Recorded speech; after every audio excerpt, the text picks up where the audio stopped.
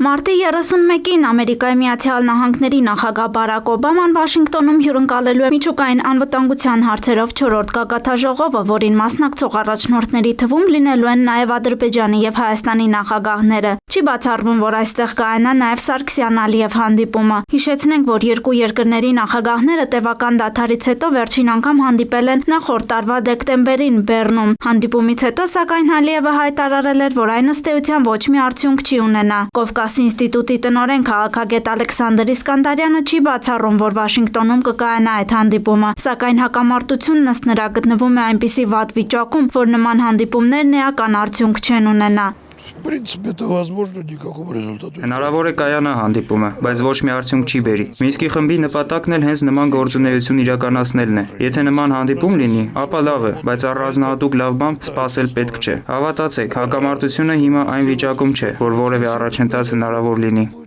Պաշտոնական Բաքուն արդեն մի քանի անգամ է բարձրաձայնում ԵԱՀԿ Մինսկի խմբի ֆորմատն ընդլայնելու ցանկության մասին։ Չի էլ թաքցվում այն հանգամանքը, որ ֆորմատի ընդլայնման ամենալավ տարբերակը կլինի այն, որ այստեղ ներգրավի նաև Թուրքիան։ Իդեպ ԱՄՆ-ում լինելու է նաև Թուրքիայի նախագահ Ռեջեփ Թայիփ Էրդողանը։ Ալեքսանդր Իսկանդարյանը սակայն Մինսկի խմբի ֆորմատի որևէ փոփոխություն հնարավոր չի համարում։ Этого не произойдет, Минск. Դա չի պատահի։ Ֆորմատը կմնա այնպիսին, ինչպիսին որ հիմա կա։ Դրան դեմ կլինի նաև ԵԱՀԿ-ն։ Սա արդեն ավանդական ձևաչափ է, աշխատում է։ Ֆորմատը փոխել միայն նրա համար, որ Ադրբեջանն է այդպես ուզում, չի լինի։ Նրանք անընդհատ են այդ մասին խոսում։ Ոչինչ, կդիմանան։ Իսկ Մինսկի խումբը կաշխատի այն ֆորմատով, որով որ աշխատում է հիմա։ Մարիամ Գրիգորյան, Վրեժ Մարգարյան, Առաջին լրատվական։